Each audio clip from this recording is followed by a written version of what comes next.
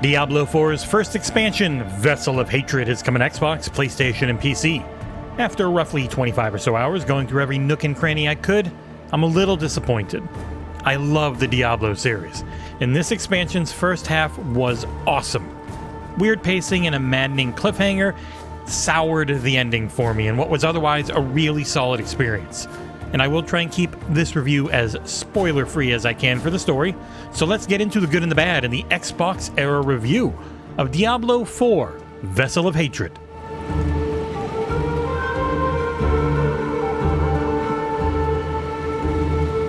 The biggest and best addition to Vessel of Hatred is the new Spiritborn class.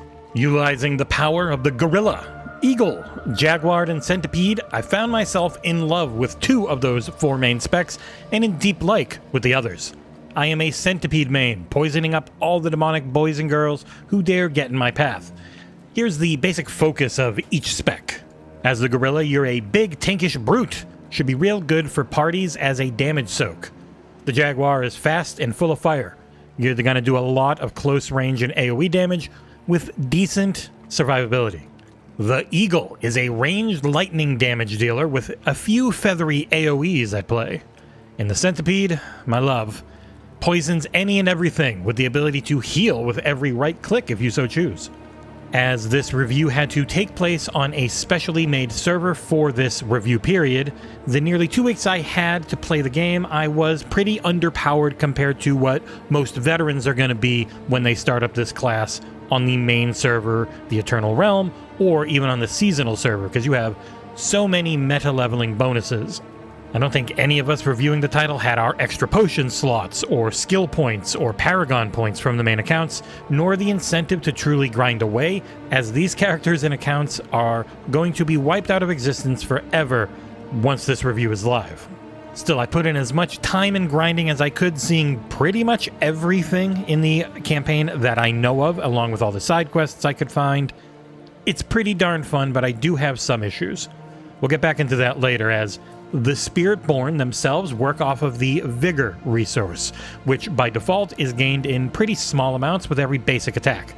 There will be a lot of theory crafting and min-maxing achieved post-launch, as people grind every aspect, talent point, and put their hundreds and hundreds of paragon points to very good use.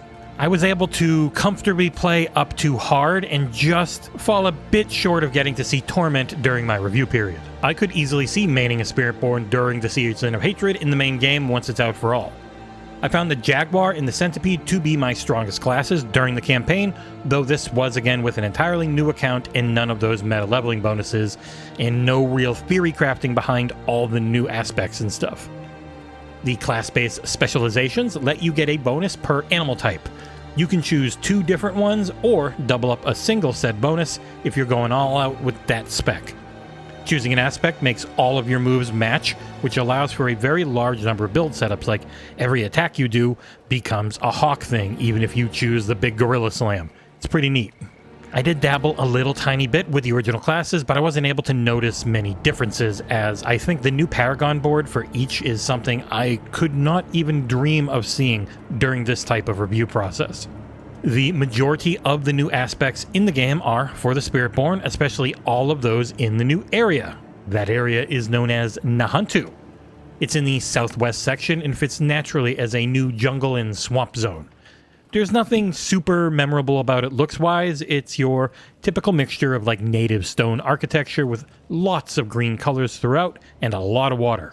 Some areas are full-on gross-out Diablo 4 specials, as the story dictates that life on Sanctuary must be horrific for everyone, eventually. You are in Nahantu attempting to chase down Nerel, who left with Mephisto's Soulstone at the end of the main campaign. For those of you hoping to see a bunch of Lorath, I got some bad news, because after voicing the opening cutscene, really don't see much of him, with new characters filling in the void.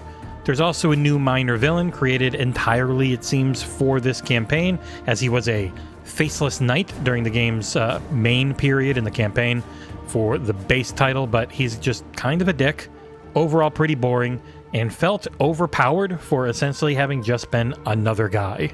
I do think the story started well, even if there was one thing that happened that was really weird to me, but the first third of my time playing it, I was enthralled, loving nearly every minute. Slowly that did start to unravel as I hit the midway point, and it was a quick spiral into needlessly quick plot development and a wholly unsatisfying ending.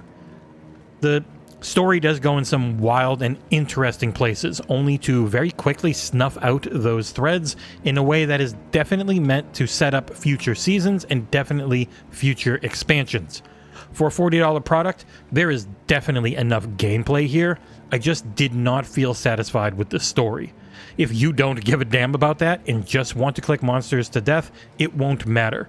But for me, it did hurt the overall product. There are a few things that happened early on that made my badass hero of Sanctuary feel like an average Joe. It didn't make sense in the grand scheme of Diablo 4's story that a few events could happen thanks to the power of cutscenes, as time and time again, you'll work through areas killing thousands of enemies only to have your hard work mean nothing because of a cutscene.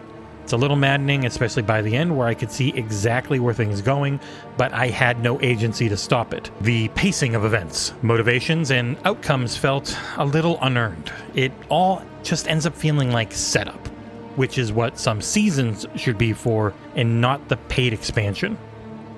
But enough about the story. The actual game, real good. The gameplay part of it, so let's get into that with a new favorite feature for a solo player such as myself, which are the mercenaries. You've got 4 of them to choose from. Variana, a melee-focused cannibalistic barbarian. Aldkin, a half-demon mage who's a kid and loves focusing on spellcasting. Subo, a trap-laying archer who wields a real powerful bow in combat. And Rahir, a shield-wielding giant of a man who loves slamming into things at close range. The mercenary system's great, letting you have a helper who can deal decent damage and give you buffs and debuffs when alone, and there's also a second option, which is you can always have another companion set as a specific call-in. It's pretty granular on when exactly they come in. Say you use your ultimate ability, and then you can have that person, who isn't the active helper, come in and do a specific move on cooldown. It's really nice. You will have to level up your relationship with each mercenary to get up to 4 skill points and other rewards. It's another carrot on a stick that Diablo 4 has greatly excelled at since launch. There are a handful of new dungeons that offer up Spiritborn aspects for your codex, as well as a PvE co-op activity that I could not test out during the review period because I just don't know enough other people in the industry to have worked it out with them. Rune words are another fun addition, letting you slot in various class abilities, even those that can't normally use them, via slots on characters' gear in the same way you would do with 2 gem slots. So you have 1 yellow and 1 purple on the bottom. The yellow is how you activate, and the purple is the move itself. You can do things like use a potion, use your ultimate ability, or just evade, and that will load up the extra ability that you've got. It's neat.